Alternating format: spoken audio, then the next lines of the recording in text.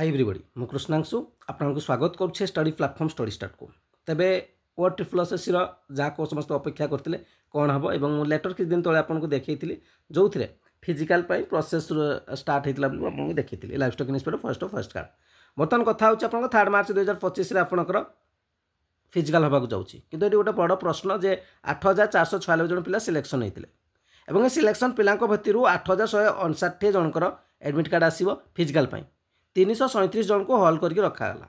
Final decision ओ triple S हम कहीं रखी कौन रखी कारण तदंत रिपोर्ट तो किसी दि जाए तेणु से आधार कौन अच्छी से ओ ट्रिपल एस जानी आम पाखे कौन तरह अपडेट ना एवं सेकेंड कथा जी RI अमीना ICDS SFS कथा मुझे कही आपको बहुत जल्दी आप तार भी किसी ना कि अपडेट देखा पाए अपेक्षा करूँ ओ ट्रिपल एस तरफ RI अमीना ICDS SFS कौन तदंत कर गवर्नमेंट और ओ ट्रिपल एस कर आधार में कौन आपको अपडेट मिलूँ कौन जहाँ भी आसो आप देखा पाए बहुत जल्दी ये अपडेट आपको चैनल प्रथम थर विजिट करते चैनल सहित जोड़ी लाइक निश्चय करें शेयर करें आप कमेंट भी निश्चित प्रोवाइड करेंगे थैंक यू।